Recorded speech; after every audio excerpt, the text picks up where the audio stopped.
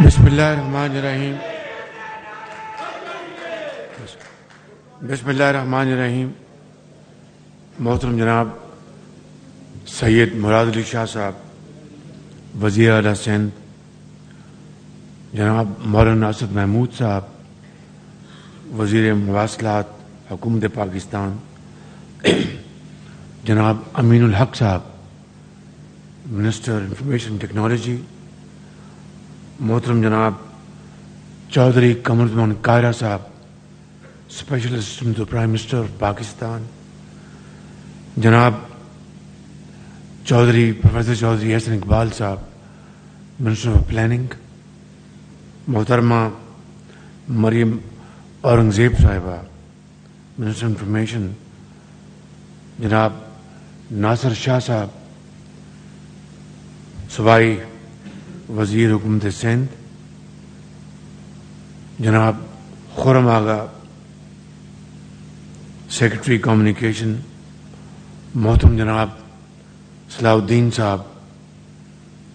MNA، جناب شبیر قائم خانی صاحب MNA، سینیٹرز، MNAs، ممبران صوبائی اسمبلی اور حیدرآباد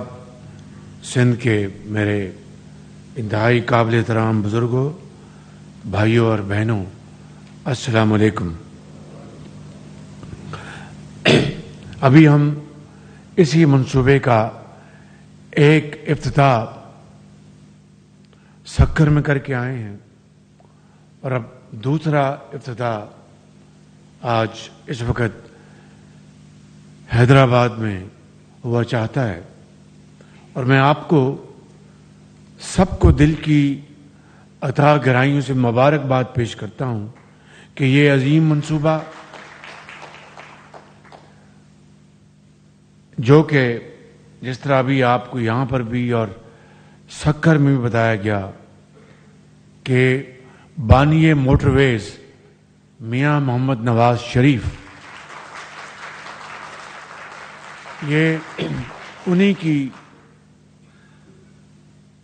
قومی بصیرت تھی، سوچ تھی،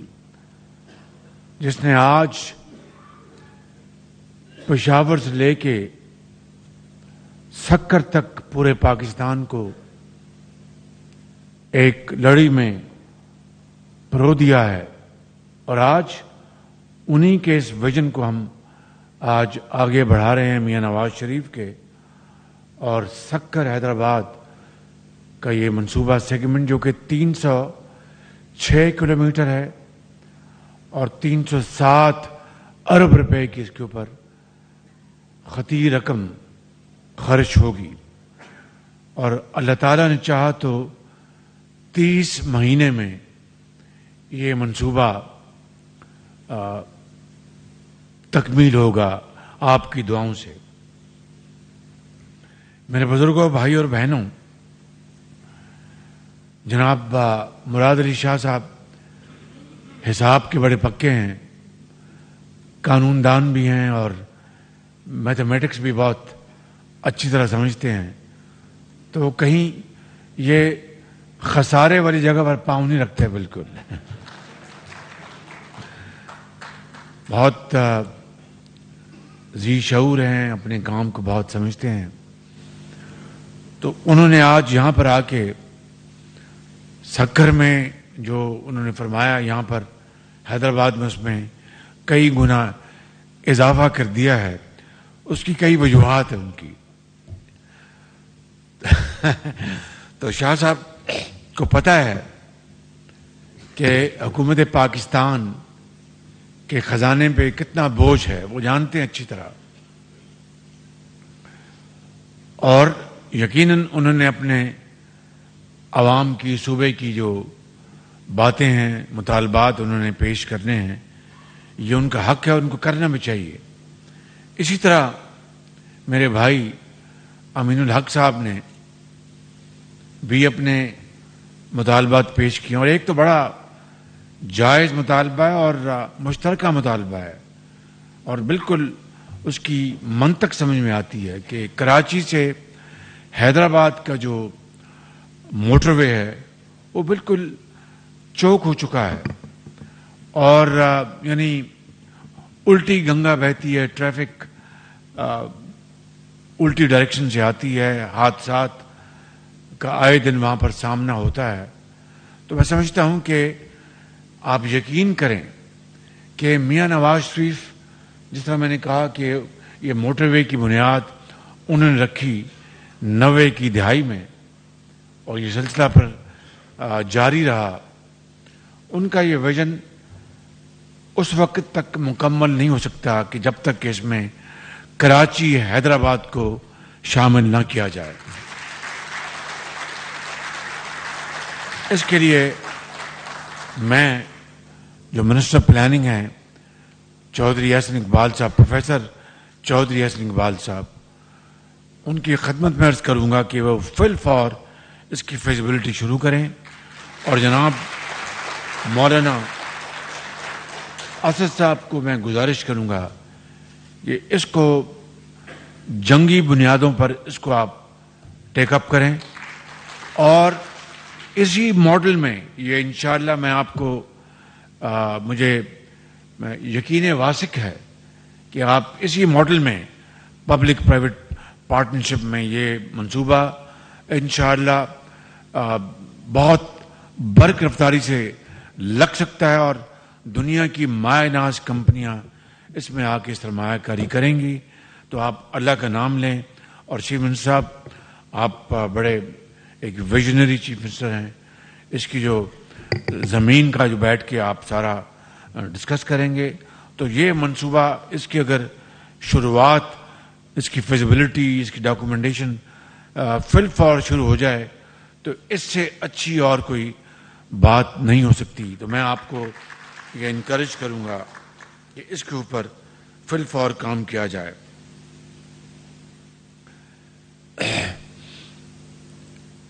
وہاں پر سکر میں مولانا راشد سمرو صاحب نے بھی مطالبات پیش کیے تھے، اور یہاں پر حیدرآباد میں جناب امین الحق صاحب نے مطالبات پیش کیے ہیں. اب 50 کروڑ روپے کا جو میاں نواز شریف صاحب نے جو یہاں پر ڈیولپمنٹ پیکج کا اعلان کیا تھا، اور جس کے اوپر بوجہ عمل نہ ہو سکا، تو میں سمجھتا ہوں کہ یہ ایک ایسا مطالبہ ہے جو آپ کا جائز بھی ہے. تو میں یہ عرض کروں گا اور جناب چیف منسٹر سندھ کی خدمت میں کہ 1 ارب میں دیتا ہوں اور 1 ارب آپ دے دیں، تو جناب 2 ارب کا یہ یہاں پہ ہم بہت شکریہ، بڑی مہربانی آپ کی جنراسٹی کا، بہت مہربانی. تو یہ 2 ارب کا پیکج ہم حیدرآباد سندھ کے اپنے بھائیوں اور بہنوں کی خدمت میں ہم پیش کر رہے ہیں. اور اگلی بات میں یہ عرض کرنا چاہتا ہوں کہ وزیر اعلیٰ صاحب نے ایک لمبی لسٹ یہاں پر جو منصوبے جو ماضی میں جن کے اوپر بات ہوئی یا اس کے اوپر کاغذی کارروائی ہوئی یا کچھ شروعات ہوئی، اس میں وہ تعطل کا شکار ہو گئے. تو میں آپ سے گزارش کروں گا کہ آپ احسن اقبال صاحب کہ آپ بیٹھیں، اور حضرت آپ بھی بیٹھیں ان کے ساتھ،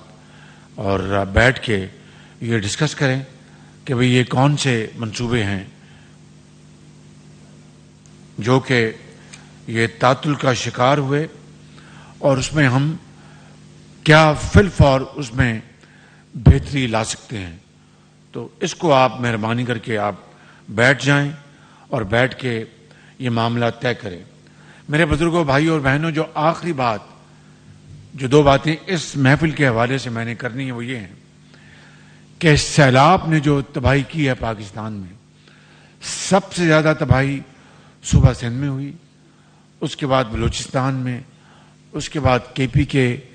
پہاڑی علاقوں میں اور نوشہرہ میں بھی، اور جنوبی پنجاب کے 2 اضلاع میں سیلاب نے تباہی کی، اور کروڑوں لوگ جو ہیں وہ اس سے متاثر ہوئے. بغیر کسی تفصیل میں جائے حکومت پاکستان نے صوبائی حکومتوں کے ساتھ مل کر شبانہ روز عوام کی خدمت کرنے کی ایک بہت خلوص سے کوشش کی، اور ساتھ جو متعلقہ ادارے تھے این ڈی ایم اے، پی ڈی ایم اے، افواج پاکستان، دن رات کام ہوا، تفصیل آپ کو اچھی طرح علم ہے۔ اور تقریباً میں اگر یہ کہوں کہ سب کچھ تمام ملا کر جو وسائل صوبوں نے اور وفاق نے خالی جو 25,000 روپیہ فی خاندان جو متاثر ہوا، جو کہ لاکھوں خاندان بنتے ہیں، 70 ارب روپیہ بے نظیر انکم سپورٹ پروگرام کے ذریعے تقسیم کیا ہے، اور انتہائی شفاف طریقے سے۔ اسی طرح این ڈی ایم اے نے کمبل، خیمے، پانی، خوراک بچوں کی، اسی طرح صوبائی حکومت نے، سندھ کی حکومت نے اربوں روپے خرچ کیے ہیں، اور ان کے پی ڈی ایم اے نے، پھر بلوچستان کی حکومت نے، پنجاب کی اور کے پی کی حکومتوں نے، ہم نے مل کر، میں سمجھتا ہوں کہ اس میں کوئی ذرا بھی اس میں ملمہ کاری یا کوئی ایسی بات نہیں جس کو آدمی